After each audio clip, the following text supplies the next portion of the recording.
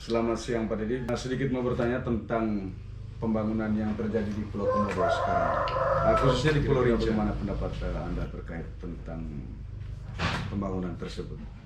Bagi saya, pembangunan itu bahwa dampak pemanfaatan ruang dalam area konservasi dengan pembangunan infrastruktur penunjang industri pariwisata menjadikan habitat komodo dan spesies habitat lain di sana terhabituasi.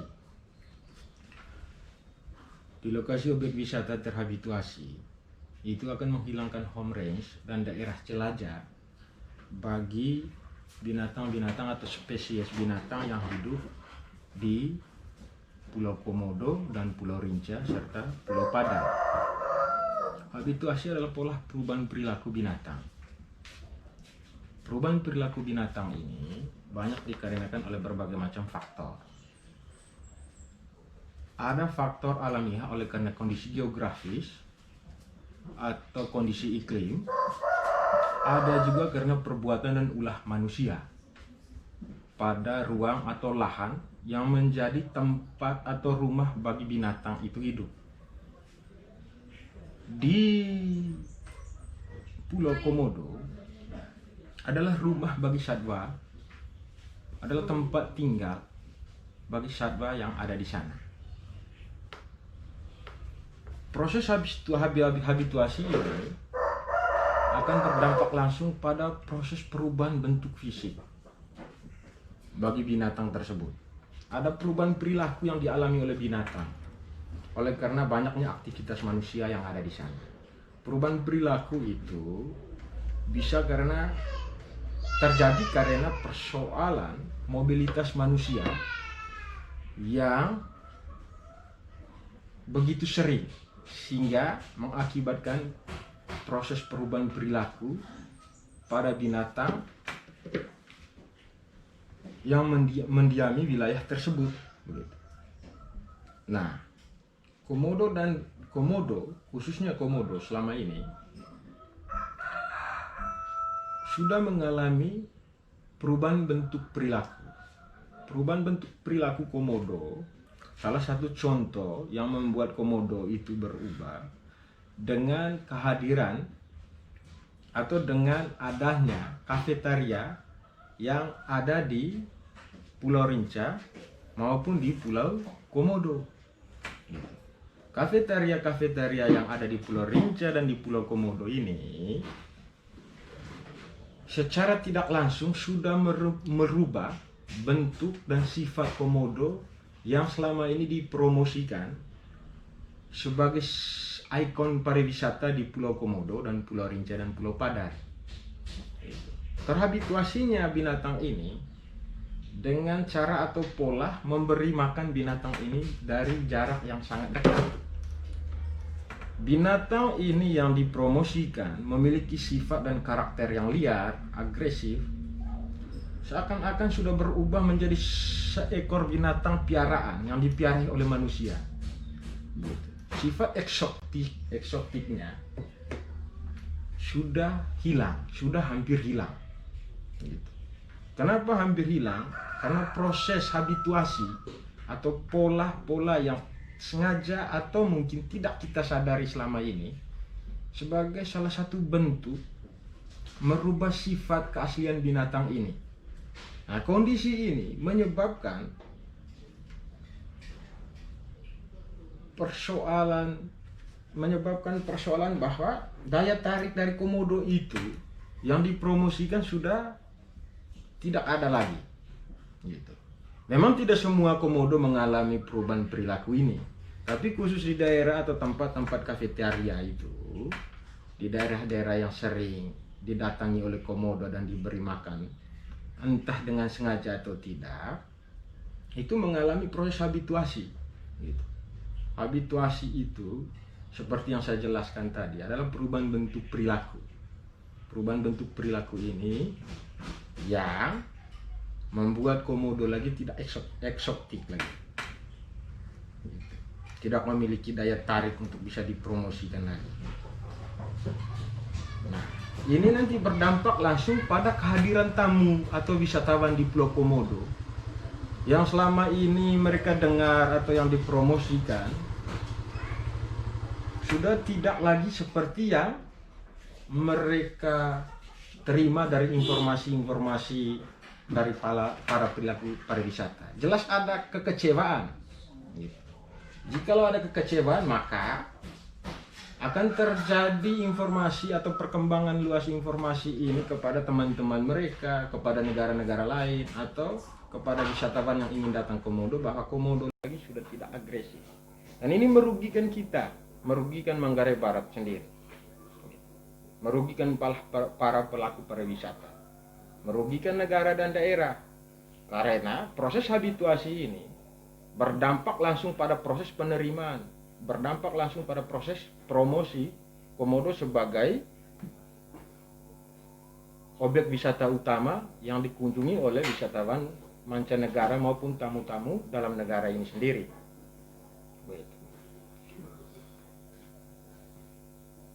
Di lain pihak, di tahun ini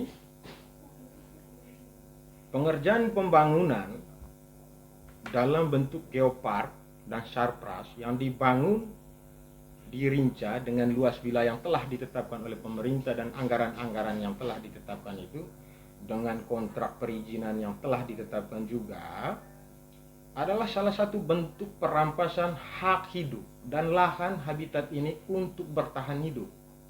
Binatang ini sudah sekian ratus tahun bertahan di pulau tersebut. Karena binatang ini sangat langka, maka wajib dijaga, dilindungi, dengan tidak boleh merampas lahan sebagai sumber kehidupannya. Nah, proses pembangunan geopark, sarpras, ataupun gazebo, ataupun tempat-tempat lain di kemudian hari adalah bentuk perampasan lahan hidup, memperkecil dan mempersempit lahan hidup, rumah dan tempat tinggal bagi satwa yang ada di Pulau Komodo, Rinca dan Padar itu. Nah, ini sebuah kerisauan kita bahwa Komodo yang sekian abad bertahan dengan kondisi alamiahnya sudah perlahan-lahan menuju jalan kepunahan akibat perbuatan atau ulah dari manusia itu sendiri. Gitu. Yang kita ketahui bahwa Komodo itu adalah salah satu hewan langka yang menjadi sumber utama untuk melakukan promosi pariwisata. Jikalau terjadi proses pembangunan seperti ini, merubah bentuk fisik, merubah bentuk bentang alam, fisik alam, maka Komodo itu sendiri akan mengalami proses adaptasi baru terhadap lingkungan. Proses adaptasi baru terhadap lingkungan ini berdampak langsung terhadap perilaku Komodo. Kembali kepada pernyataan awal tadi, maka sulit kita melakukan promosi pariwisata yang dimana sebelumnya Komodo yang agresif, Komodo yang liar, Komodo yang sangat garang gitu, dengan berbagai macam rambu-rambu yang diberi peringatan kepada tamu tidak boleh begini, tidak boleh begitu. Saking liarnya, saking agresifnya, menjadi daya tarik tersendiri bagi tamu-tamu yang ingin ke Komodo sudah tidak bisa diharapkan lagi. Nah, proses ini wajib dihentikan. Menghabituasi binatang yang eksotik ini sebagai salah satu daya tarik wajib dihentikan.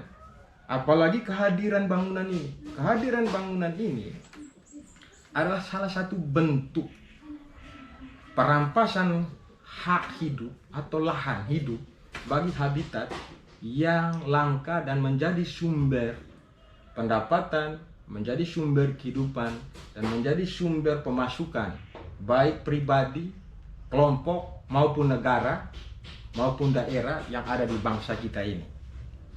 Kita sebagai masyarakat peduli terhadap hal ini.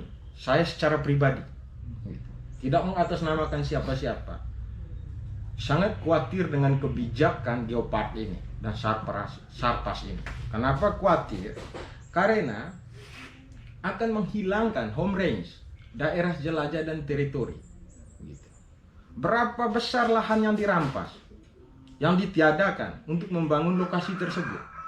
Pembangunan lokasi tersebut menghilangkan sumber makanan dan minuman bagi habitat yang mendiami wilayah atau lahan yang ada di pulau tersebut. Maka ketika terjadi perampasan, maka ruang kehidupan mereka dipersempit, baik mencari makan maupun mencari minuman, tempat berteduh dan tempat bermain. Maka akan berimplikasi kepada persoalan penurunan populasi. Gitu. Besarnya ruang, besarnya juga populasi. Bila ruangnya dipersempit, maka juga populasi juga akan persempit atau berkurang. Berkurangnya populasi dari setiap jenis spesies yang ada di sana berdampak langsung terhadap proses perkembangbiakan dan peningkatan populasi komodo. Karena keempat populasi yang lain, rusa, kerbau, babi hutan, dan monyet berekor panjang adalah sumber makanan utama bagi komodo. Nah, lahan-lahan dari keempat spesies atau makhluk hidup ini sudah dirampas dengan dalam bentuk bangunan tersebut. Begitu. Ketika dirampas, maka binatang ini akan melakukan migrasi. Begitu. Dan proses migrasi binatang ini akan mencari daerah teritori atau mencari lahan atau sumber hidup yang baru. Begitu. Yang kita ketahui bersama bahwa setiap binatang memiliki daerah teritori dan daerah jelajah. Dan daerah teritori dan jelajah yang baru butuh penyesuaian. Gitu. Butuh adaptasi. Belum lagi kalau daerah teritori atau daerah jelajah baru atau home range baru itu ada binatang atau spesies yang mendiami wilayah tersebut, maka butuh penyesuaian, butuh adaptasi. Proses penyesuaian dan adaptasi ini itu mungkin akan berlangsung sangat lama. Begitu. Nah, bila berlangsung sangat lama, maka binatang ini tidak akan mendapatkan sumber makanan dan minuman karena proses penguasaan daerah teritori atau daerah jelajah ini oleh spesies lain. Maka kondisi ini akan semakin memperburuk proses populasi dan proses perkembangbiakan binatang yang ada di sana. Kita menganjurkan pemerintah untuk menghentikan proses pembangunan ini. Alasannya itu bahwa ketika pembangunan ini terjadi akan mempersempit lahan dan sumber kehidupan dan minuman dan makanan dan tempat berlindung bagi binatang-binatang lain yang sebagai sumber makanan utamanya komodo. Maka menjadi sebuah kemungkinan yang bisa dipastikan di kemudian hari, jikalau empat spesies ini tidak memiliki lahan hidup lagi, populasinya akan semakin berturun dan proses perkembangbiakannya diperlambat oleh karena persoalan lahan mereka diperkecil, berimplikasi kepada sumber makanan komodo yang berkurang. Jikalau komodo memiliki makanan yang berkurang atau sumber makanannya kurang, maka menjadi sebuah hukum yang sangat pasti. Komodo akan mengalami kepunahan. Itulah kekhawatiran kita, letaknya di situ. Jangan dulu kita berbicara dampak terhadap manusia. Itu urusan kedua, dampak langsung terhadap habitat ini yang wajib digarisbawahi oleh pemerintah pusat maupun oleh setiap DPR, setiap LHK apapun yang ada di wajib pertimbangkan ini. Gitu. Proses kita saja kita ketahui bahwa proses permukiman, perlebaran lahan mempersempit ruang habitat. Gitu. Mempersempit ruang habitat atau makhluk hidup yang lain. Gitu. Maka mereka punya populasi akan semakin berkurang. Apalagi kita berbicara tentang ini. Jelas, pasti jelas seperti itu ke depan. Populasi komodo pasti berkurang. Begitu. Saya tidak berbicara soal AMDA. Saya tidak berbicara soal pendapatan per kapita, pendapatan perubahan. Itu urusan lain dulu. Gitu. Kita ke samping, kita harus berbicara berkaitan dengan substansi proses bagaimana kita menjaga komodo dan populasi lain. Gitu. Dan bagi saya wajib dilakukan penolakan. Karena kebijakan ini tidak berorientasi pada keseimbangan alam jagat raya. Kesenangan manusia merampas hak hidup binatang. Itu yang wajib digarisbawahi. Bahwa kita ingin senang, ingin bahagia, seharusnya dan sewajibnya tidak boleh merusak alam ini dengan semena-mena atau dengan berlakunya hukum pasar untuk harta, untuk kekuasaan itu sebagai saya itu sangat tidak substansial kita hidup sebagai manusia. Nah, wajib digarisbawahi bahwa proses pembangunan ini mempersempit lahan. Jikalau lahan itu dipersempit, berimplikasi langsung terhadap komodo, maka menjadi sebuah hukum pasti di sebuah alam itulah. Dimanapun kita berada pasti terjadi hal demikian. Begitu. Yang kita ketahui pasti. Gitu. Jika lahannya dipersempit, maka proses perkembangbiakannya makin kecil.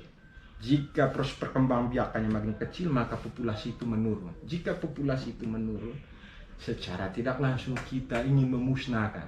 Gitu. Bagaimana mungkin kita atau alam yang telah menjaganya, namun kita semena-mena memusnahkan binatang yang telah memberikan berkat, telah memberikan banyak keuntungan bagi negara dan bangsa ini.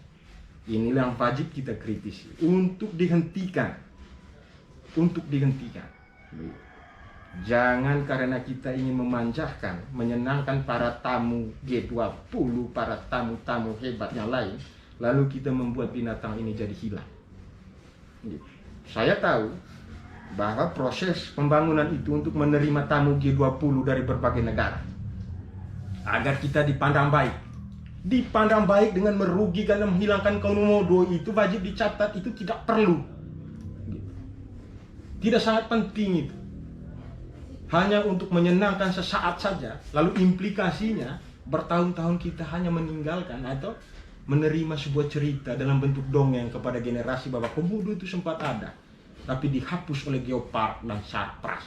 Sekian dari saya, seperti itu. Saya menolak secara pribadi proses pembangunan itu. Saya Sergis Tridedi.